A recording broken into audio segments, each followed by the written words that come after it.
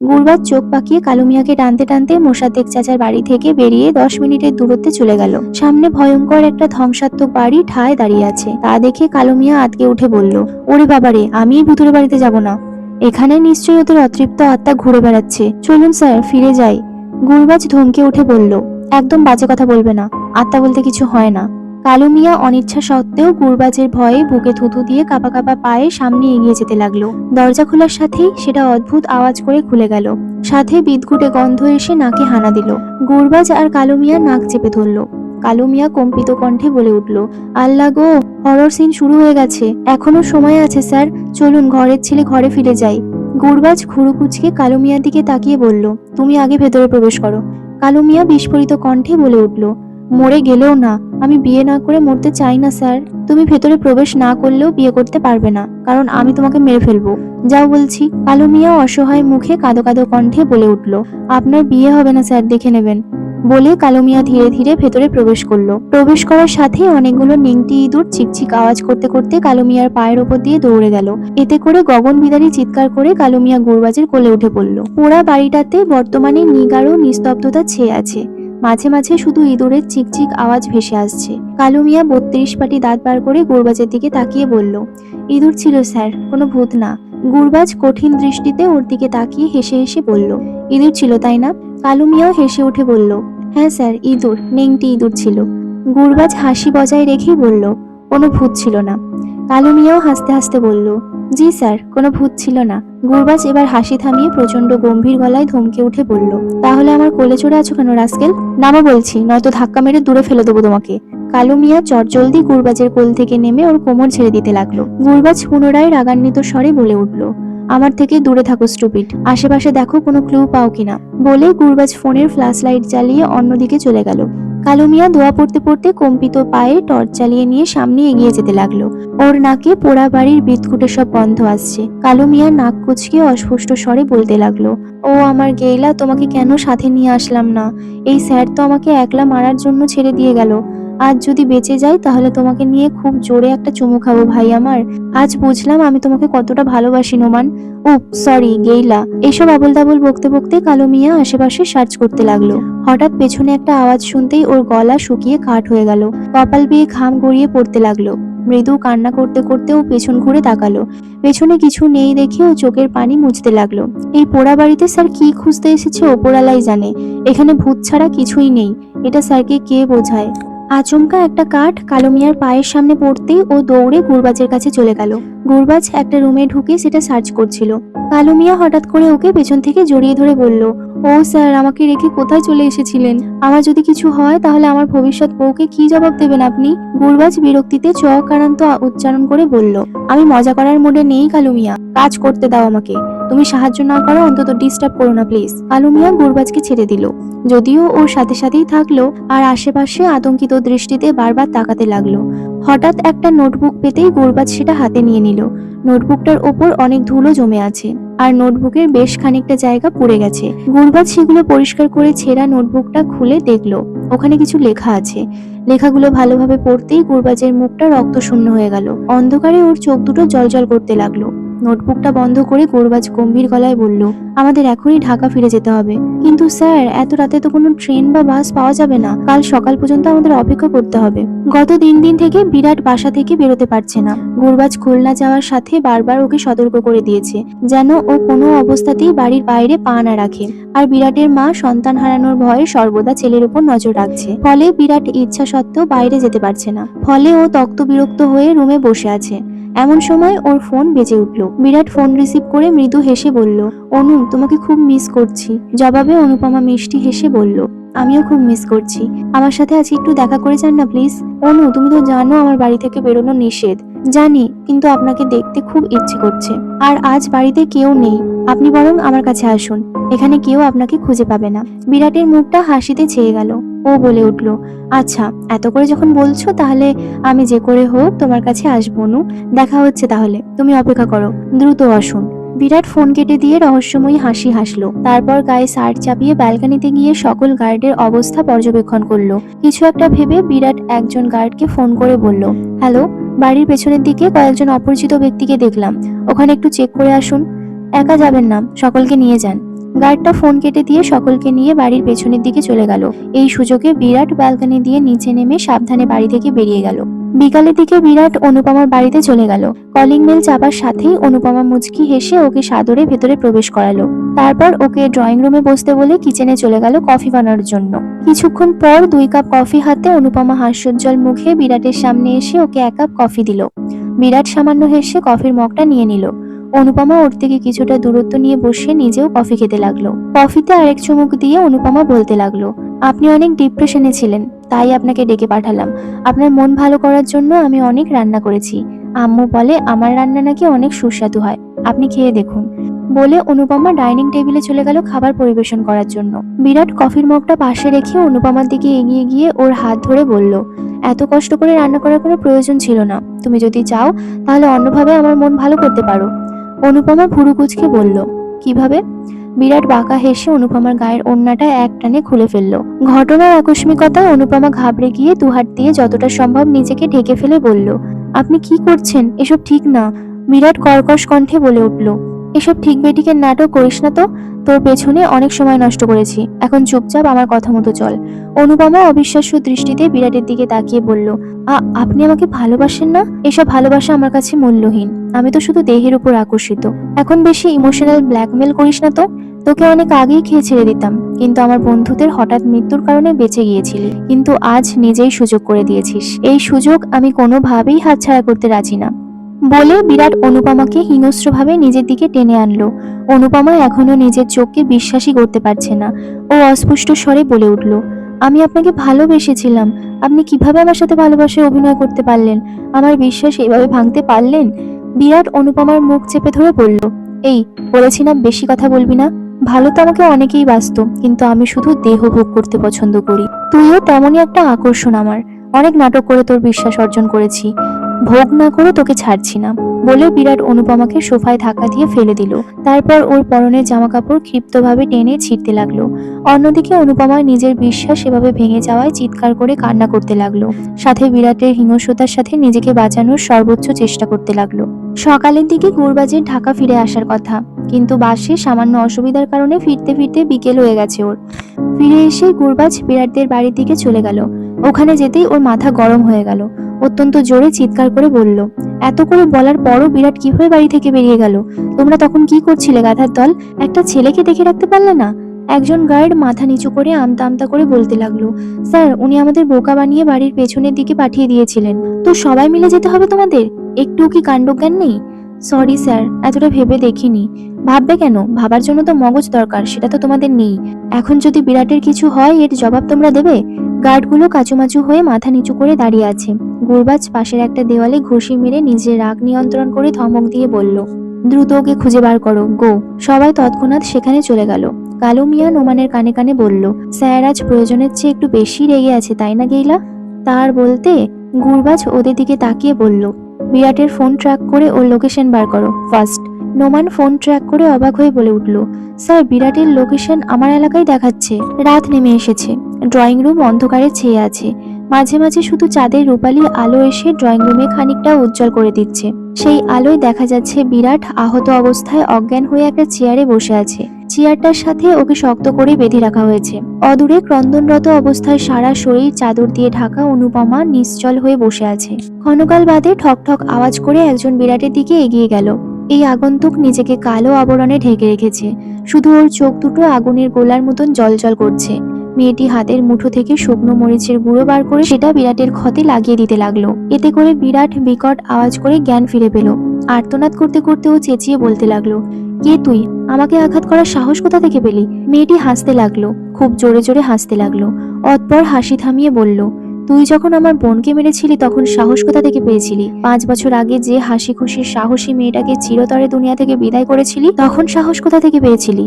বিরাট ঘাবড়ে যাওয়া কণ্ঠে বলে উঠল, আমি কাউকে মারিনি। মেয়েটি বিরাটের ক্ষতে আবারও মরিচের গুঁড়ো দিয়ে দাঁতে দাঁত চেপে বলতে লাগলো, মারিসনি? এখনো বলবি মারিসনি? বিরাট চিৎকার করে বলতে লাগলো, হ্যাঁ হ্যাঁ মেরেছি, আমি মেরেছি। মেয়েটি হেসে উঠে বলল, সেজন্য আমিও তোর বন্ধুদের মেরে ফেলেছি, কারণ ওরা তোকে সাহায্য করেছিল। ওরাও সমান অপরাধী। বিরাট অগ্নি দৃষ্টিতে মেয়েটির দিকে তাকালো, তারপর প্রচন্ড জোর খাটিয়ে নিজের হাতের বাঁধন খুলে ফেলল। এবং পরপরই মেয়েটির পেট বরাবর লাথি মারল। টাল সামলাতে না পেরে মেয়েটি মেঝেতে পড়ে গোঙাতে লাগলো।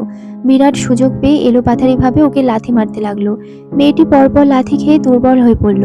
বিরাট ওর বোরকা টেনে ধরে বলতে লাগলো, এবার তোকেও তোর বোনের মতো করে ভোগ করবো, তারপর তোর বোনের কাছেই পাঠিয়ে দেব। বিরাট ওর বোরকা খুলতে যাবে এমন সময় মাথায় বাড়ি খেয়েই মেঝেতে ঝপ করে পড়ে গেল। মাথা চেপে পিছু ঘুরে দেখলো অনুপমা একটা হকি স্টিক হাতে কঠিন দৃষ্টিতে ওর দিকে তাকিয়ে আছে। বিরাট দাঁতে দাঁত চেপে ব্যথা সহ্য করে বলল, ভালোবাসার মানুষকে মারতে তো লজ্জা করলো না? অনুপমা তাচ্ছিল্য হাসি হেসে বলতে লাগলো, ভালোবাসা? এই কথা তোর মুখে মানায় না শয়তান। তোকে ভালোবেসেছিলাম ভাবলে নিজের প্রতি ঘৃণা আসছে। এই আপু আমাকে তোর বিষয়ে সব বলেছিল, কিন্তু আমি বিশ্বাস করিনি। ভেবেছিলাম এই মেয়ে তোকে আমার থেকে ছিনিয়ে নেওয়ার জন্য মিথ্যে গল্প বলছে। তাই আব্বু আম্মুকে ভুলভাল কথা বলে নানু বাড়িতে পাঠিয়ে দিয়েছি। আর ভাইয়া তো ইদানিং বাসাতেই আসে না। পুরো বাড়ি ফাঁকা করে তোকে ডেকে এনে প্রমাণ করতে চেয়েছিলাম যে আমার ভালোবাসার মানুষ এমন জঘন্য কাজ করতেই পারে না। কিন্তু তুই আমার সব বিশ্বাস ভেঙে দিয়েছিলি, আমার সম্ভ্রম নষ্ট করতে চেয়েছিলি। ভাগ্যিস আপু এসে আমাকে বাঁচিয়ে নিয়েছিল, নয়তো আমি কাউকে মুখ দেখানোর অবস্থায় থাকতাম না। বিরাট কিছু বলার আগেই মেয়েটি নিজেকে সামনে নিয়ে ওকে ধরে ধরে পুনরায় চেয়ারের সাথে বেঁধে ফেললো। তবে এবার অনেক শক্ত করে বাঁধলো, যেন ও চেষ্টা করেও নিজেকে ছাড়াতে না পারে। মেয়েটি বিরাটের চারিদিকে অনেকগুলো তার বিছিয়ে দিতে দিতে অনুপমার উদ্দেশ্যে বলতে লাগলো, শুধু তুমি না, সব মেয়েদের প্রতি আমার একটাই রিকোয়েস্ট, এই একটা বিষয়ে সবসময় মা বাবার উপর ভরসা রাখবে। নিজে নিজে জীবনসঙ্গী বাছাই করতে গেলেই এমন প্রতারকের দেখা পাবে। ওরা মিষ্টি মিষ্টি কথা বলে প্রথমে বিশ্বাস অর্জন করবে, তারপর ধীরে ধীরে তোমাকে বিয়ের প্রতিশ্রুতি দিয়ে তোমার সবকিছু শেষ করে দেবে। একটা মেয়ের কাছে তার ইজ্জত সবচেয়ে বড়। এই ইজ্জত যেন কেউ হরণ করতে না পারে, সেটা সবসময় মাথায় রাখবে। কখনোই হারাম রিলেশনশিপে জড়াবে না। বর্তমানে এগুলো ভালোবাসা না, শুধুই নিজের দৈহিক চাহিদা মেটানোর জন্য এরা ভালোবাসার অভিনয় করে। উপরওয়ালা তোমার জীবনসঙ্গী আগে থেকেই ঠিক করে রেখেছেন, তাই অযথা প্রেম করে নিজের পাপ বাড়াবে না। বাবা মা দেখে শুনে যার সাথে বিয়ে দেবে তাকেই বিয়ে করবে। তবে পছন্দ না হলে সোজাসুজি মানা করে দেওয়ার অধিকার তোমাদের আছে। তোমার পছন্দ না হলে বাবা মা জোর করে তোমাকে বিয়ে দিতে পারবে না। কথাগুলো এক নাগাড়ে বলা শেষ করে মেয়েটি বিরাটের সামনে এসে দাঁড়ালো। অনুপমা চোখের পানি মুছে নাক টেনে বলল, এই ছেলের মায়ায় জড়িয়ে আমি অনেক পাপ করে ফেলেছি, আর শাস্তিও আজ পেলাম। আপু, তুমি একে ছেড়ে দিও না, তরপাতে তরপাতে মেরে ফেলো। বিরাট বিচলিত চিত্তে বলে উঠল, এই মেয়ে, কি করতে চাচ্ছিস আমার সাথে? মেয়েটি সামান্য হেসে একটি সুইচ অন করলো। সাথে সাথেই বিরাট জোরে জোরে আর্তনাদ করতে লাগলো। কারেন্ট শকের যন্ত্রণায় বিরাট ধরাশয়ী হয়ে গেল। আরো কয়েক মিনিট পর মেয়েটি সুইচ অফ করে দিল। বিরাট কথা বলার শক্তি হারিয়ে ফেলেছে, ওর মুখ থেকে রক্ত গড়িয়ে পড়ছে। মেয়েটি একটি ছুঁচ নিয়ে বিরাটের দিকে এগিয়ে যেতে লাগলো। তা দেখে বিরাট হাত পা নাড়তে নাড়তে বলল, না না, আমাকে ছেড়ে দাও, আমি আর কখনো এমন কাজ করব না, আমার জীবন ভিক্ষা চাচ্ছি। মেয়েটি কোনো জবাব না দিয়ে ওর দিকে এগিয়ে গিয়ে বিরাটের দুই গালে আর নাকে ছুঁচ দিয়ে চিহ্ন আঁকলো। বিরাট ব্যথায় আর্তনাদ করতে করতে বলল, আমাকে রেহাই দাও বোন, আমার ভুল হয়ে গেছে, আর কখনো মেয়েদের সম্মান নষ্ট করার চেষ্টা করব না। দয়া করে আমাকে মাফ করে দাও। আমার বোন, আমার বাবা, আমার মা, আমার ছোট্ট ভাইটাও এভাবে হাত জড় করে বাঁচতে চেয়েছিল, তুই তাদের ছেড়ে দিয়েছিলিস? দিসনি, তাই আমিও দেব না। বলে মেয়েটি বিরাটের দুই চোখের কোটরে ছুঁচ দিয়ে আঘাত করতে লাগলো, আর বিরাট কাটা মুরগির মতো দাপাতে লাগলো। অনুপমা এত নৃশংসতা সহ্য করতে না পেরে চোখ বন্ধ করে ফেললো। মেয়েটির কালো বোরকাটা রক্তে লাল হয়ে গিয়েছে। ছুঁচটা দূরে সরিয়ে ও বিরাটের ক্ষতবিক্ষত শরীরটার উপর কেরোসিন ছেটাতে লাগলো। ছেটানো শেষে ও দেশলাই জ্বালাতে যাবে এমন সময় গুরবাজ ওর দিকে গান তাক করে বলল, স্টপ দিস রাত, দেশলাই নিচে ফেলে দাও, আইন নিজের হাতে তুলে নিও না। রাত গুরবাজের দিকে তাকিয়ে বাঁকা হেসে দেশলাই জ্বালিয়ে সেটা বিরাটের গায়ে ছুঁড়ে মারল। বিরাট গগন বিদারী বিভৎস চিৎকার করতে লাগলো। গুরবাজ দৌড়ে পানি নিয়ে আসার আগেই বিরাটের দেহ পুড়ে একাকার হয়ে গেছে। রাত জোরে জোরে হাসতে হাসতে বলল, আমার আগুনের ভয় আজ পুরোপুরিভাবে কেটে গেছে অফিসার, আর কোনো ভয় নেই আমার। কথাটা বলে রাত এ অক্ষরের একটা কাগজ বিরাটের ডেড বডির উপর ছুঁড়ে মারল। JOSNA, মনে হচ্ছে জ্যোৎস্না। গুরবাজের মুখটা কাঠিন্যতায় ছেয়ে গেছে। ওই নোটবুকে রাতের লেখা ছিল, নিজের ভাই বোন বাবা মা সম্পর্কে অনেক কিছু লিখেছিল সেখানে। এছাড়াও সেদিন ও রাতের হাতে ক্ষত দেখেছিল, যে ক্ষত গুরবাজ নিজেই দিয়েছিল। রাতের দিকে গুরবাজ এক দৃষ্টিতে তাকিয়ে আছে, তবে ওর মনে কি চলছে সেটা বোঝার ক্ষমতা কারো নেই। অন্যদিকে নোমান দৌড়ে গিয়ে নিজের বোনকে আগলে নিল। অনুপমা ভাইকে পেয়ে নিজের মনের সব কষ্ট কান্নার মাধ্যমে উজাড় করে দিতে লাগলো। থানায় রিমান্ড রুমে গুরবাজ আর রাত মুখোমুখি বসে আছে। ওদের থেকে একটু দূরে নোমান আর কালু মিয়া দাঁড়িয়ে আছে, কেউ কোনো কথা বলছে না। গুরবাজ অত্যন্ত গম্ভীর মুখে রাতের দিকে এক দৃষ্টিতে তাকিয়ে আছে। রাত ওর দিকে এক পলক তাকিয়ে চোখ সরিয়ে নিল, তারপর শান্ত স্বরে বলতে লাগলো, আমি অনাথ ছিলাম, জন্মের পরপরই আমার আসল মা বাবা আমাকে অনাথ আশ্রমে রেখে গিয়েছিল। ওখানে অনেক বাচ্চা ছিল, সবার যত্ন নেওয়া সম্ভব ছিল না অনাথ আশ্রমের লোকেদের পক্ষে, আর না ওদের ইচ্ছে ছিল, তাই নিজেদের খেয়াল রাখতে হতো। মাঝে মাঝে একবেলা খেয়ে দিন কাটিয়ে দিতে হতো। অনাথ আশ্রমের দায়িত্বে যারা ছিলেন তারা সরকার থেকে প্রাপ্ত টাকা নিয়ে নিজেদের পকেট গরম করতেই ব্যস্ত ছিল। আমাদের প্রতি ওদের কোনোরূপ মায়া ছিল না। কয়েকটা বড় বড় ছেলে সেই সময় আমাকে ধরে মারতো আর আমার খাবার ছিনিয়ে নিত, ফলে বেশিরভাগ সময় আমাকে না খেয়ে থাকতে হতো। একদিন তো ওরা মেরে মেরে আমার কপাল ফাটিয়ে দিয়েছিল। তবুও অনাথ আশ্রমের দায়িত্বরত ব্যক্তিরা কোনো ব্যবস্থা নেননি, বরং আমাকে আরো এক দফা মেরে রুমে বন্দি করে রেখেছিল। তাই আমি অনাথ আশ্রম থেকে পালিয়ে এসেছিলাম। তারপরই আমার জীবনে সুখ এসে ধরা দিল। 10 বছর আগে মাথায় প্রচন্ড যন্ত্রণা নিয়ে আমি পার্কের বেঞ্চে বসেছিলাম, যে পার্কে আপনার সাথে আমার দেখা হয়েছিল। অনাথ আশ্রম থেকে পালানোর 4 দিন কেটে গিয়েছিল, কিন্তু আমি খাওয়ার মতো কিছু পাইনি। সেদিন ওপরওয়ালা আমার উপর মুখ তুলে চেয়েছিলেন, তাই তো জোবাইয়ের বাবা আর জ্যোৎস্নার সাথে দেখা হয়েছিল। জ্যোৎস্না আমার সমবয়সী ছিল, 10 বছর। জ্যোৎস্না একটা পুডিং খেতে খেতে জোবাইয়ের বাবার সাথে পার্কে ঘুরে বেড়াচ্ছিল। তখন ওর নজর আমার উপর পড়ে। ও আমার দিকে এগিয়ে এসে বলল, তোমার মাথায় কি হয়েছে? আমি ওর হাতের পুডিংটার দিকে তাকিয়ে বললাম, আমি 4 দিন থেকে কিচ্ছু খাইনি, আমাকে একটু খেতে দেবে? জ্যোৎস্না নিজের বাবার দিকে এক পলক তাকিয়ে আমাকে নিয়ে রেস্টুরেন্টে চলে গেল। আমাকে সেদিন পেট ভরে খাবার খাইয়েছিল, তারপর হাসপাতালে নিয়ে গিয়ে মাথায় ব্যান্ডেজ করে দিয়েছিল। এটাই শুধু না, জ্যোৎস্না নিজের বাবাকে বলে আমাকে ওনাদের সাথে ঢাকা থেকে খুলনায় নিয়ে গিয়েছিল। জোবাইয়ের বাবা আমাকে নিজের মেয়ের মর্যাদা দিয়েছিলেন, আর নাইমা মামুনি আমাকে জ্যোৎস্নার মতো অনেক আদর যত্নে মানুষ করতে শুরু করেছিলেন। আমার ছোট ভাই জিম প্রথমে আমার দিকে শুধু ফ্যাল করে তাকিয়ে থাকতো আর বলতো, এই পচা মেয়ে, তুমি কে? আমার আপুর সাথে থাকো কেন? আস্তে আস্তে জিমও আমাকে আপু বলে ডাকা শুরু করলো। আমি নতুন করে পৃথিবীকে চিনতে শুরু করলাম। পৃথিবীটা যে কত সুন্দর হতে পারে সেটা উপলব্ধি করলাম। বাবা মা জ্যোৎস্না আর জিমকে নিয়ে আমার জীবন হাসি খুশিতে ভরপুর ছিল। আমরা এত মিলেমিশে থাকতাম যে কেউ বুঝতেই পারতো না আমি ওনাদের নিজের সন্তান না। কিন্তু আমাদের সুখের জীবন বেশি দিন টিকলো না। আমরা তখন হাই স্কুলে পড়াশোনা করি। জ্যোৎস্না ছোট থেকেই যেমন অত্যন্ত সাহসী আর প্রতিবাদী ছিল, অন্যদিকে আমি তেমনই ভীতু ছিলাম। একদিন স্কুল থেকে আসার পথে বিরাট আমাদের পিছু নিল। ও জ্যোৎস্নাকে প্রতিনিয়ত বিরক্ত করে চলেছিল। একদিন বিরাট জ্যোৎস্নার ওড়না টেনে ধরায় জ্যোৎস্না প্রচন্ড রেগে গিয়ে বিরাটকে থাপ্পড় দিয়ে ওকে শাসিয়ে বলেছিল, আর একদিন যদি আমাকে ডিস্টার্ব করিস তাহলে তোর গলায় জুতোর মালা পরিয়ে সারা এলাকা ঘোরাবো, জানোয়ার। সেদিন হয়তো জ্যোৎস্নার করা অপমান বিরাটকে অনেক রাগিয়ে দিয়েছিল, তাই তো তার কিছুদিন পর এসে আমাদের জীবন তছনছ করে দিয়ে গিয়েছিল। আমি চকলেট আর স্ন্যাক্স কেনার জন্য বাজারে গিয়েছিলাম। বাড়িতে তখন সবাই ছিল। জিম ভিডিও গেম খেলছিল, সেই জন্য ওকে সাথে করে নিয়ে আসেনি।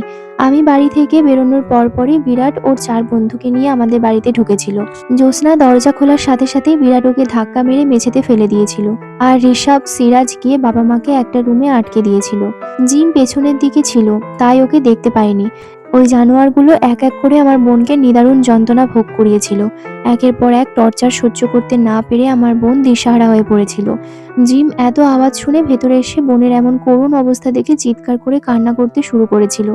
জ্যোৎস্নাকে বাঁচানোর জন্য ও দৌড়ে এসে বিরাটকে কামড়ে ধরেছিল। এতে করে বিরাট রেগে গিয়ে জিমকে অনেক নিষ্ঠুরভাবে রড দিয়ে মেরেছিল।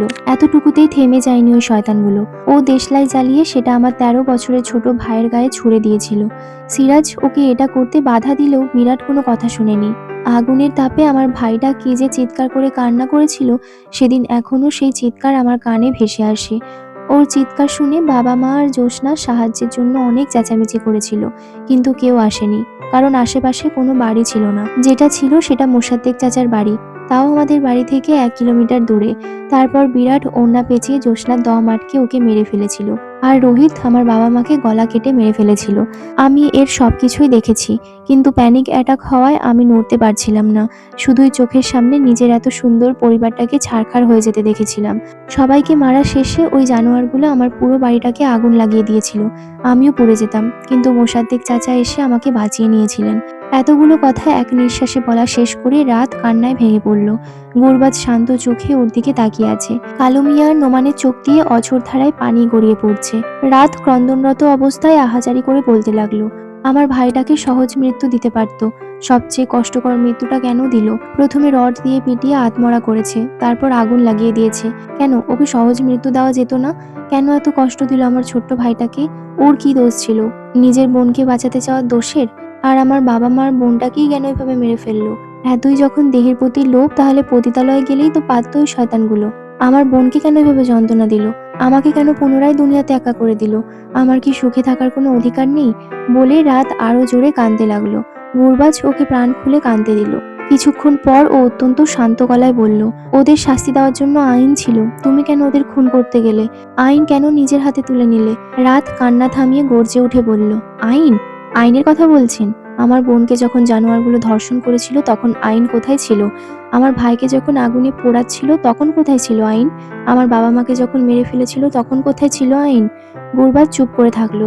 রাত একটু থেমে পুনরায় বলে উঠল, আমি প্রথমে আইনের সহায়তা নিতেই গিয়েছিলাম মোসাদ্দেক চাচার সাথে, কিন্তু ওই জানোয়ারগুলোর বাপের ক্ষমতার দাপটে দারোগা সাহেব আমাদের অকথ্য ভাষায় গালাগালি দিয়ে মারধর করে থানা থেকে বের করে দিয়েছিল, এমনকি মিথ্যে কেসে ফাঁসিয়ে দেওয়ার হুমকি পর্যন্ত দিয়েছিল। আপনি নিশ্চয়ই এই আইনের কথা বলছেন না? গুরবাজ নিজের হাত মুষ্টিবদ্ধ করে রাগ কন্ট্রোল করে কণ্ঠটা শীতল করে বলল, একজন খারাপের জন্য বাকিরাও খারাপ হবে এমনটা না। তুমি অন্য কোথাও সাহায্য নিতে পারতে। আমার তখন সর্বস্ব হারিয়ে গিয়েছিল, আর বয়স ছিল মাত্র 15। আমি কি করতে পারতাম ওদের? ওরা আমাকে মেরে ফেলতো, আমি মরে গেলে বদলা নিতাম কিভাবে? তাই নিজেকে প্রস্তুত করেছি, ওদের উপর নজরদারি রেখেছি আর প্ল্যান বানিয়েছি। বিরাটের জন্যই ওরা 4 জন এই কাজ করেছিল, তাই ওকে পুঁজি বানিয়ে ওদের শুনশান জায়গায় নিয়ে আসতাম আর ওদেরকে মেরে ফেলতাম। পুরুষের শক্তির সাথে পেরে ওঠার কথা না, সেই জন্য আমি প্রথমে ওদের অজ্ঞান করে বেঁধে রাখতাম, তারপর মারতাম। 4 দিন পর পর মারতাম, কারণ ওরা আমার 4 জন প্রিয় মানুষকে মেরে ফেলেছিল। জ্যোৎস্না আর আমার চোখ একই রকম, তাই ওরা আমাকে জ্যোৎস্নার ভূত ভেবে সিটিয়ে থাকতো, যেটা আমার কাজ আরো সহজ করে দিত। তোমাকে এর জন্য শাস্তি পেতে হবে রাত। রাত তাচ্ছিল্য হাসি হেসে বলল, শাস্তি? সে তো আমার জন্মের পর থেকেই পেয়ে আসছি। আপনারা না হয় সর্বোচ্চ আমাকে ফাঁসি দেবেন, আমার তাতে কোনো আফসোস নেই। যেখানে ধর্মে নিজের ধর্ষকদের খুন করার অধিকার দেওয়া হয়েছে, সেখানে মানুষের তৈরি করা আইন আমার কিছুই যায় আসে না। জ্যোৎস্না মানেই রাত, আর রাত মানেই জ্যোৎস্না, তাই ওদেরকে খুন করা আমার জন্য জায়েজ জায়েজ জায়েজ। আপনি মানলে মানুন, না মানলে না মানুন, আই ডোন্ট কেয়ার। নোমান কন্দনরত কণ্ঠে বলে উঠল, স্যার, এমন নিকৃষ্ট পাপীদের খুন করলে কোনো পাপ হয় না। সত্যি বলতে আমরা ওদের আইনের সাহায্যে কিছুই করতে পারতাম না। ওদের বাবা মারা নিজের ক্ষমতা দিয়ে ঠিকই ওদের ছাড়িয়ে নিয়ে যেত। তাছাড়া আমার বোনটাও অল্পের জন্য বেঁচে গেছে। আপনি ওনাকে ছেড়ে দিন, উনি শাস্তি পাওয়ার যোগ্য নন। যারা যোগ্য ছিল তারা আর দুনিয়াতে নেই। কালু মিয়াও বলে উঠল, হ্যাঁ স্যার, ওনাকে ছেড়ে দিন। ওই শয়তানগুলোকে পুনরায় মারতে ইচ্ছা করছে আমার। এই মেয়েটা এত কম বয়সে আর কত কিছু সহ্য করবে বলুন স্যার? আপনি এই কেসটাকে অমীমাংসিত রেখে দিন, বলুন যে আমরা খুনিকে ধরতে সক্ষম হইনি। গুরবাজ এক দৃষ্টিতে রাতের দিকে তাকিয়ে থেকে ওদের কথা মনোযোগ দিয়ে শুনল। রাতও গুরবাজের দিকেই তাকিয়ে আছে। আমরা জানতে পেরেছি বিরাট আর তার বন্ধুরা 5 বছর আগে একটা মেয়েকে ধর্ষণ, খুন এবং সাথে তার পরিবারকেও খুন করেছিল। সব প্রমাণ সামনে রাখা ফাইলে রয়েছে। আপনারা জানেন যে পরপর এই 5 বন্ধু খুন হয়েছে। আমরা সন্দেহ করছি ওই পরিবারের কেউ এদেরকে প্রতিহিংসাপরায়ণ হয়ে খুন করেছে। আমরা খুনির সন্ধানে আছি, আশা করছি খুব দ্রুত তাকে ধরে ফেলবো। গুরবাজ প্রেসের সামনে উক্ত কথাটি বলল। ওর কথা শুনে একজন সাংবাদিক বলে উঠল, মেরে ফেলেছে, ভালোই করেছে, ওদের মরাই উচিত। দোয়া করি খুনি যেন আপনাদের হাতে কোনোদিন না পড়ে। গুরবাজের প্রেস বিভং দেখে সামান্য হাসলো। রাত অন্যমনস্ক হয়ে বসে আছে। কালু মিয়া ওদিকে তাকিয়ে ইতস্তত করতে লাগলো। সেটা বুঝতে পেরে রাত স্বাভাবিক কণ্ঠে বলে উঠল, কিছু বলতে চাইলে বলুন। কালু মিয়া গলা খাঁকড়ি দিয়ে বলল, একটা প্রশ্ন ছিল। সবাই মারা যাওয়ার আগে বিরাটের সাথে ফোনে কথা বলেছিল, কিন্তু বিরাট তো ওদের সাথে কথা বলেনি, এটা কিভাবে করেছিলেন? রাত বোকা হেসে বলল, একটা কথা বলতে ভুলে গেছি, আমি অন্যের কণ্ঠ হুবহু নকল করতে পারি। জ্যোৎস্নার সাথে মজা করে ছেলেদের কণ্ঠে কথা বলতাম, কত যে মজা করতাম বলে শেষ করা যাবে না। কথাটা বলতে বলতে রাতের গলা ভার হয়ে এলো। সেটা বুঝতে পেরে নোমান চটজলদি বলে উঠল, কালু মিয়া, কাকের মতন গলাটা একবার নকল করে দেখান দেখি। কালু মিয়া নোমানের পিঠে থাপ্পড় মেরে বলল, একদম বাজে কথা বলবে না গেইলা, আমি সুরেলা কণ্ঠের অধিকারী। রাত সামান্য হেসে গলা খাকারি দিয়ে কালু মিয়ার কণ্ঠ নকল করে বলতে লাগলো, হেই, আমি ফর্সা চামড়ার কালু মিয়া। নোমান আর কালু মিয়ার চোয়াল ঝুলে গেল। রাত হুবহু কালু মিয়ার মতন করে কথাটা বলেছে। দুজনে হাততালি দিয়ে উঠল। কালু মিয়া বলে উঠল, লা জবাব ম্যাডাম, এবার আমার গেইলার কণ্ঠ নকল করে দেখান। রাত এবার নোমানের কণ্ঠ নকল করলো। দুজনে বেশ মজা পেল রাতের ট্যালেন্ট দেখে, তাই ওরা একসাথে বলে উঠল, আমাদের জিঙ্গালালা স্যারের কণ্ঠ নকল করুন। একটু সুযোগ পেলেই ফাঁকিবাজ হয়ে যাও তোমরা, তোমাদের ডিম থেরাপি দিতে হবে মনে হচ্ছে। নোমান আর কালু মিয়া বসা থেকে উঠে করতালি দিতে দিতে বলল, এটা সব থেকে বেস্ট ছিল, একদম রিয়েল মনে হয়েছে। গুরবাজ পকেটে হাত গুজে গম্ভীর মুখে ওদের দিকে তাকিয়ে বলল, কারণ কণ্ঠটা আমারই ছিল। রাত ইশারায় বলল, আমি কিছু বলিনি। নোমান আর কালু মিয়া চোখ বড় বড় করে গুরবাজের দিকে তাকালো। গুরবাজ অগ্নি দৃষ্টিতে ওদের দিকে তাকিয়ে আছে। তা দেখে ওরা কম্পিত গলায় বলল, সরি স্যার, আবেগের বশে এমন করে ফেলেছি। দামড়া দামড়া ছেলে হয়ে আবেগের কথা বলতে লজ্জা করে না? যাও গিয়ে কাজ করো, স্টুপিড। দুজনে তৎক্ষণাৎ দৌড়ে গুরবাজের রুম থেকে বেরিয়ে গেল। ওরা বর্তমানে গুরবাজের বাড়িতেই রয়েছে। গালিব মেহতাব রাতের কাহিনী শুনে বেশ মর্মাহত হয়েছেন, তাই উনি রাতের জন্য নিজের হাতে রান্না করেছেন। গুরবাজ রাতের থেকে কিছুটা দূরত্বে গিয়ে বসে পড়ল। রাত চুপচাপ জানলা দিয়ে বাইরে তাকিয়ে আছে। ক্ষণকাল বাদে গুরবাজ কৌতুক করে বলে উঠল, কে বলবে এই মেয়েটা এমন ভয়ঙ্কর ভয়ঙ্কর খুন করতে পারে? রাত জানলা থেকে চোখ সরিয়ে গুরবাজের দিকে তাকিয়ে সামান্য হেসে বলল, আমি নিজেই বলবো না। কিছুক্ষণ নীরবতা বিরাজ করলো। অতঃপর গুরবাজ বুকে সাহস সঞ্চয় করে অত্যন্ত শীতল গলায় বলল, আমাকে বিয়ে করবে রাত? রাত স্বাভাবিক দৃষ্টিতে গুরবাজের দিকে অনেকক্ষণ তাকিয়ে থাকলো। গুরবাজ উত্তরের আশায় নিজের প্রেয়সীর দিকে অপলকভাবে তাকিয়ে আছে। আরো কিছুক্ষণ পর রাত একটা হতাশ শ্বাস ফেলে বলল, আমি এই দুনিয়ার আর কোনো মায়ায় পড়তে চাই না। কোনো শুদ্ধ পুরুষের সাথে নিজের এই অভিশপ্ত জীবনটা জুড়ে দিতে চাই না। আমি বাকি জীবনটা শয়তানদের ধ্বংস আর ওপরালার উপরেই ছেড়ে দিতে চাই। আমাকে মাফ করবেন। আমার মন সম্মতি দিলেও মস্তিষ্ক দিচ্ছে না। গুরবাজ হাত মুষ্টিবদ্ধ করে করুণ চোখে প্রেয়সীর দিকে তাকিয়ে থাকলো, হয়তো এই আশায় যে রাত পুনরায় বলে উঠবে, আমি রাজি। কিন্তু ও বলল না, রুম থেকে বেরিয়ে গেল। গুরবাজ কষ্টার্জিত হাসি হেসে বলল, কালু মিয়া, তোমার কথাই ভুলে গেল। তোমার স্যারের আর বিয়ে হচ্ছে না। আমার প্রাণেশ্বরী আমার প্রাণটাকে নিয়ে চলে গেল। আমার যে আর কিছুই থাকলো না। একবার কি আমাকে নিজের সাথে জড়ানো যেত না? কেন আমার জীবনটাকে চিরতরে অন্ধকারে নিমজ্জিত করে দিয়ে গেল রাত? গালিব মেহতাবের সাথে বেশ কিছুক্ষণ সময় কাটিয়ে তার করা রান্না খেয়ে রাত বিদায় নিল। এই এত সময় গুরবাজ নিজের রুম থেকে বেরোয়নি। রাতের চোখ বারবার সেদিকে গিয়েছে। শেষবারের জন্য এক নজর দেখার তীব্র ইচ্ছা জেগেছিল, কিন্তু সব ইচ্ছে পূরণ হবার নয়। তাই তো গুরবাজের সাথে রাতের আর দেখা হয়নি। গালিব মেহতাবকে রাত কথা দিয়েছে ওনার সাথে দেখা করবেও, কিন্তু কবে সেটা রাত নিজেও জানে না। ব্যস্তময় বিষাদময় ঢাকা শহরকে বিদায় বলে রাত খুলনায় চলে এসেছে একটুখানি সুখের সন্ধানে, প্রিয় মানুষদের গায়ের গন্ধ পাওয়ার জন্য। 5 বছর আগেকার সেই ফুলে ফুলে ভরপুর রঙিন বাড়িটা আজ পরিত্যক্ত পোড়া বাড়ি। তার পেছনে সারিবদ্ধভাবে 4টে কবর। রাত সেখানে গিয়ে ছলছল চোখে বসে আছে।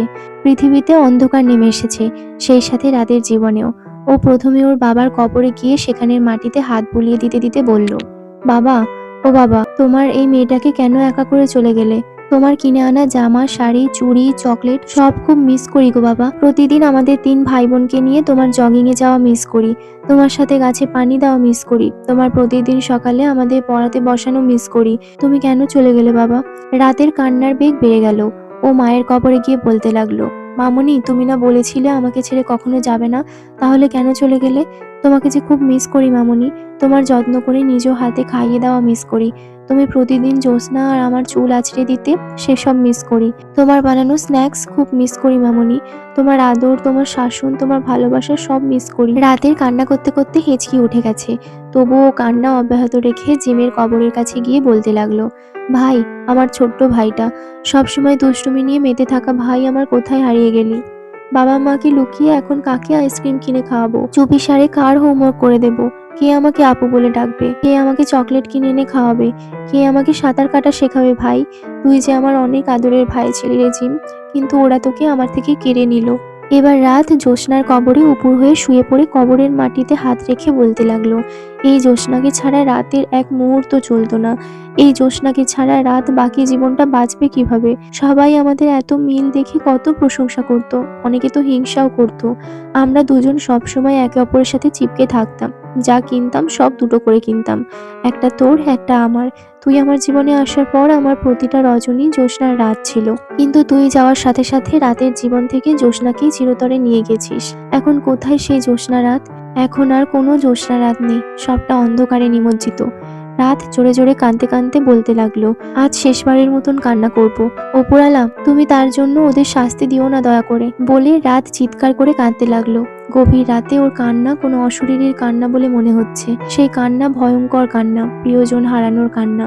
রাত পুনরায় আহাজারি করে বলতে লাগলো, কোথায় সেই জ্যোৎস্না রাত? কোথায় সেই জ্যোৎস্না রাত? কোথায় গেল সেই জ্যোৎস্না রাত? একজন মিষ্টি কণ্ঠে বলে উঠল, এই তো রাত, আমি এখানে।